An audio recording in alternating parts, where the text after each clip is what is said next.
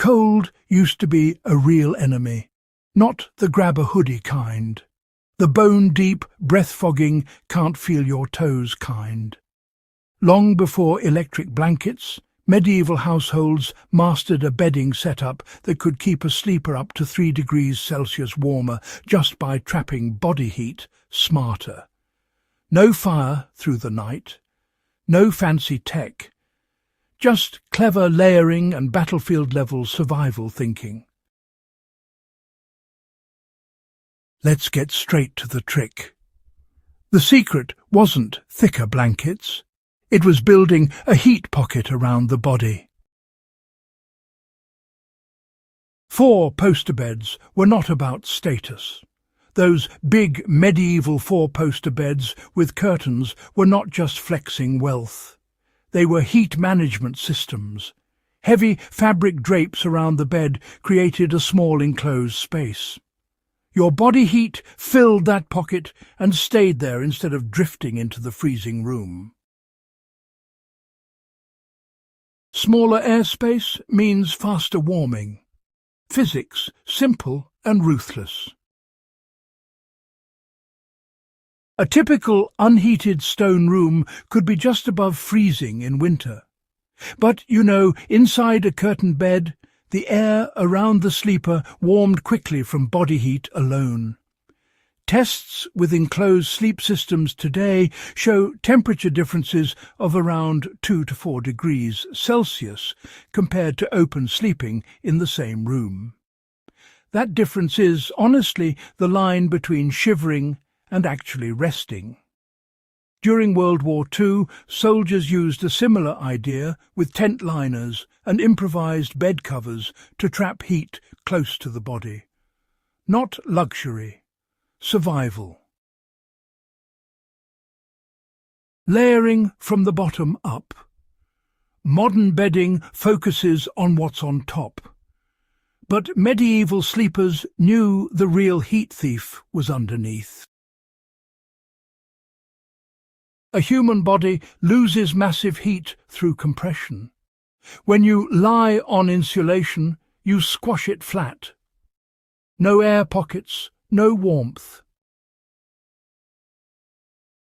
Straw, wool flock, feathers or layered quilts under the sleeper created depth. Even when compressed, some insulating air remained. Wool was king. It insulates even when slightly damp and traps air like a champ. A wool mattress topper today works on the same principle. Add just one dense natural fibre layer under your sheet and you reduce conductive heat loss straight into the bed frame or floor. World War II field manuals emphasized ground insulation for the same reason. Soldiers learned fast that a thick layer under them mattered more than piling coats on top. When bed curtains were drawn, airflow dropped. Less air movement means, less convective heat loss. Your body heat warmed the air, and that warmed air stayed put.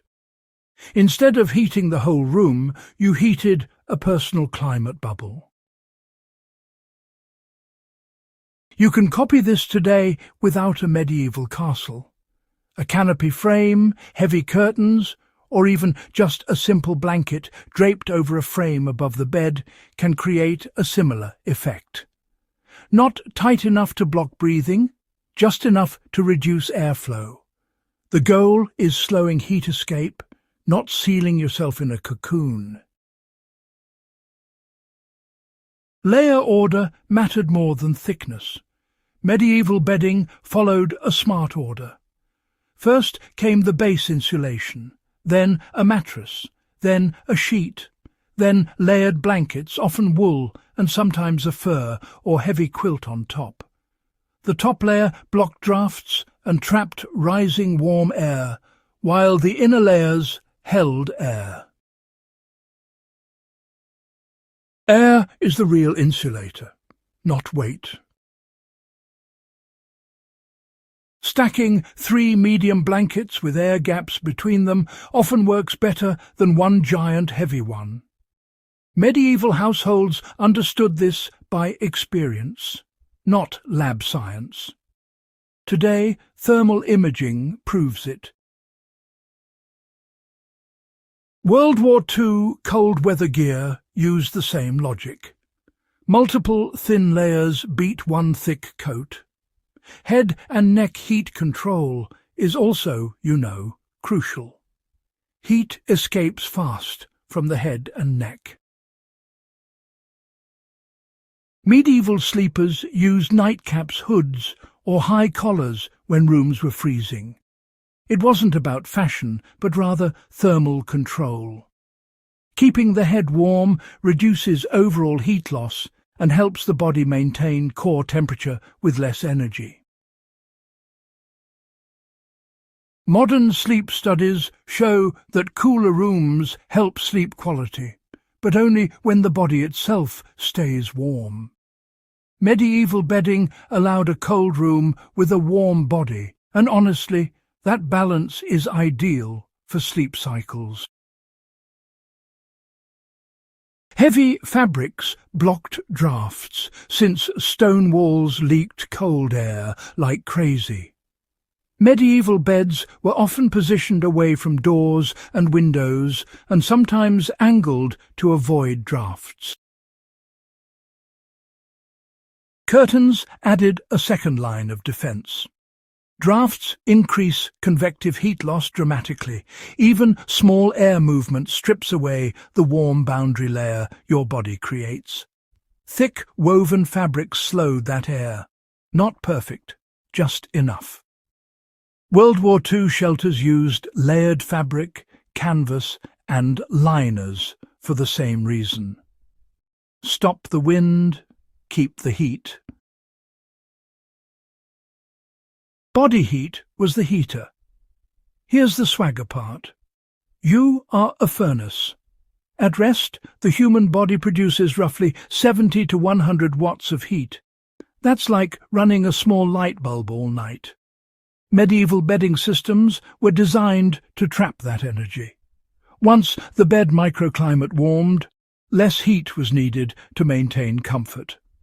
That's how people slept through freezing nights without feeding a fire till dawn. Smart insulation turned the sleeper into the heat source. Make it work today. You don't need a castle bed.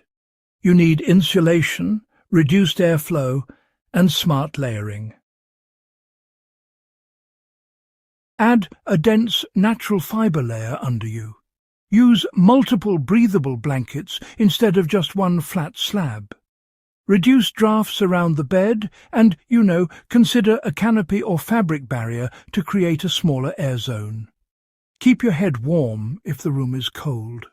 And honestly, let your body heat do the heavy lifting. These small adjustments can easily create a perceived warmth boost of around 3 degrees Celsius. Enough to sleep comfortably in a cooler room and cut heating use. From medieval halls to World War II winter camps, the principle stayed the same.